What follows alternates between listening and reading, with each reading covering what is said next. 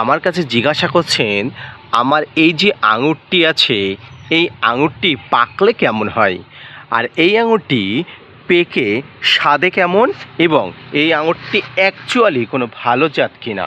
Hello friends, welcome to my channel. দেশ এবং দেশের বাইরে থেকে যারা আজকে আমার ভিডিওটি কন্টিনিউ করেছেন প্রত্যেককেই আমার চ্যানেলে সুস্বাগতম।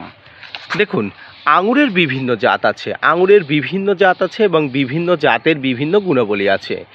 আমার ছাদ বাগানে যেটি আছে এই আঙুরটি কিন্তু 12 মাসই একটি আঙুর। আমরা সাধারণত 12 মাস যদি ছাদ বাগানে আঙুর পাই তাহলে কিন্তু অত্যন্ত ভালো লাগে। এবং আমি প্রথমেই আপনাদের বলবো যদি সম্ভব হয় একটি পাঞ্জাবি অল টাইম অর্থাৎ পাঞ্জাবি অল টাইম প্রজাতির যে এই আঙুরগুলো সবুজ আঙুর প্রজাতির, এই প্রজাতির আঙুরগুলো একটু যদি পারেন আপনার বাড়িতে লাগাবেন, কারণ বিশ্বাস করুন অত্যন্ত তীক্ষ্ণ মিষ্টি প্রজাতির, তীক্ষ্ণ মিষ্টি প্রকৃতির এই আঙুরগুলো।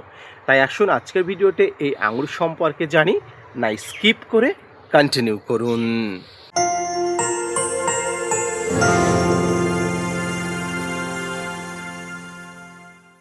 দর্শক এবং শ্রোতা বন্ধুরা দেশ এবং দেশের বাইরে থেকে যে যেখান থেকে আজকে আমার ভিডিওটি কন্টিনিউ করেছেন প্রত্যেককে নমস্কার, সালাম, আদাব জানিয়ে আজকের ছোট্ট উপস্থাপনাটি শুরু করছি।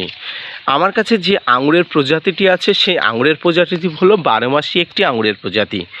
12 মাসে আঙুর মানে কি সারা বছর একদম 12 মাসে আঙুর থাকে? না, এই আঙুরের ফুল থেকে শুরু করে পরিপূর্ণ হওয়া পর্যন্ত মোটামুটি 2-3 মাস লাগে।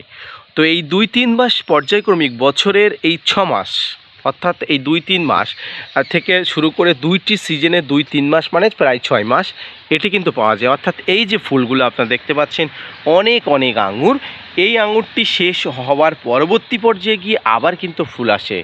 সাধারণত সিজনাল আঙুরগুলো একবার কিন্তু ফুল আসে, আর এই আঙুরগুলোর বৈশিষ্ট্য হলো বছরে 2 বার আসে।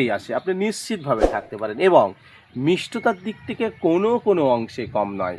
আমি মনে করি বাজারে যে আঙুরগুলো থাকে সেই আঙুরের সঙ্গে পাল্লা দিতে এটি একদম 100% প্রস্তুতি। অর্থাৎ এর নিয়ে আমি এতটা বেশি পজিটিভলি বলতে পারি যে গত 5-6 বছরের অভিজ্ঞতা থেকে প্রচুর মিষ্টি এবং এটা দেখুন তামাটে কালার হয়ে যাচ্ছে। এই আঙুরের বৈশিষ্ট্য হলো একদম পাকলে তামাটে কালার হয়ে যায়। এখানে 2টি আঙুর আছে, দেখুন এই আঙুরটা দেখুন এবং এই আঙুরটা দেখুন, এটি পেকে গেছে কিন্তু সঠিকভাবে এখনও পাকেনি এবং এটি দেখুন তামাটে আকারের হয়ে গেছে। এই তামাটে আকারের জন্য কিন্তু এর মিষ্টতা বাড়ে, তাই এই পর্যন্ত অপেক্ষা করতে হবে। এই আঙুরটা দেখুন অর্ধেক প্রায় তামাটে আকারের হয়ে গেছে, শুধু জাস্ট এইটুকু কিন্তু আপনার কাঁচা আছে। তাই এমন অবস্থা হওয়ার জন্য কিন্তু আপনাকে অপেক্ষা করতে হবে। এর পাশাপাশি আঙুর ফল মিষ্টতা করার জন্য আমি তো অনেক প্রসেস আপনাদের বলেছি, এর মধ্যে কলিচুন প্রয়োগ করা, এর মধ্যে শঙ্খের গুঁড়ো দেওয়া, এগুলো বলেছি। এবং এর মধ্যে 2টি করে 3টি করে বিচি আছে। এই বিচিগুলো সাধারণত নর্মালি আমরা বিচিওয়ালা আঙুর অনেক সময় খেয়ে থাকি। তো এই বিচিগুলো যদি আপনি সরাতে চান তার জন্য আরও নানা প্রসেস পাওয়া যায় রাসায়নিক পদ্ধতিতে, তবে সেগুলো না করাই ভালো। তো এই আঙুরের বিচির জন্য কোনো প্রকার সমস্যা হয় না। আর এই আঙুরের প্রজাতির নাম হলো পাঞ্জাবি অল টাইম। তো পাঞ্জাবি অল টাইম আঙুর প্রজাতি আপনি যদি পেতে চান অবশ্যই আমার সঙ্গে যোগাযোগ করবেন। এমন গাছ ভর্তি থোকায় আঙুর কেনা চাই। প্রচণ্ড মিষ্টি জাতের এই আঙুরটি আমার ছাদ বাগানকে কিন্তু আলোকিত করে রেখেছে। শত নয় হাজার থোকা আমার ছাদ বাগানে বর্তমানে স্থান পাচ্ছে। সেই সঙ্গে পাখি তো অবশ্যই তাদের পাওনা বা প্রাপ্যগুলো বুঝে নিচ্ছে। এই গুজরাটি গ্রিন অনেকে বলেন, অনেকে পাঞ্জাবি অল টাইম বলেন। তো যাই বলুন না কেন এই প্রজাতির আঙুর যদি আপনি কোথাও পেয়ে থাকেন ট্রাস্টেড জায়গা থেকে নিয়ে নিন। এই মুহূর্তে শুধু ছাদ বাগানে আঙুরের যে ছোঁয়া গন্ধ সেটি কিন্তু বিরাজ করে, আর এই বিরাজমান অবস্থা কেমন ছাদ বাগানিরা বুঝতে পারে এবং প্রচণ্ড মিষ্টি। আমি আবারও ভিডিওর মাঝখানে আবারও গ্যারান্টি নিয়ে বলছি প্রচণ্ড মিষ্টি, 100% কিন্তু একটি মিষ্টি আঙুর প্রজাতি।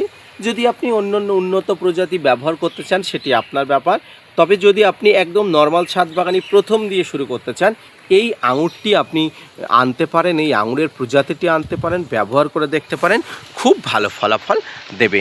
তাই আঙুর গাছ নিয়ে যাদের আবেগ উৎসাহ আছেন তাদের বলবো যে এই যে পাঞ্জাবি অল টাইম আপনি আঙুরটি অবশ্যই বাড়িতে আনুন, পরিচর্যা করে দেখুন, কতটা ফলাফল ভালো পাওয়া যাচ্ছে। আজকের ভিডিওটি এই পর্যন্ত। ছাদ বাগানে আঙুর গাছ নিয়ে অনেক ভিডিও আপনাদের দিয়েছি। আজকের ভিডিওটিও ইনফরমেশন ভিত্তিক ভিডিও, তাই ভিডিওটি ভালো লাগলে শেয়ার করবেন, চ্যানেলটি সাবস্ক্রাইব করবেন এবং আমার পাশে থাকবেন।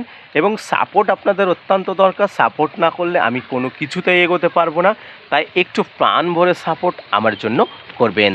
ধন্যবাদ।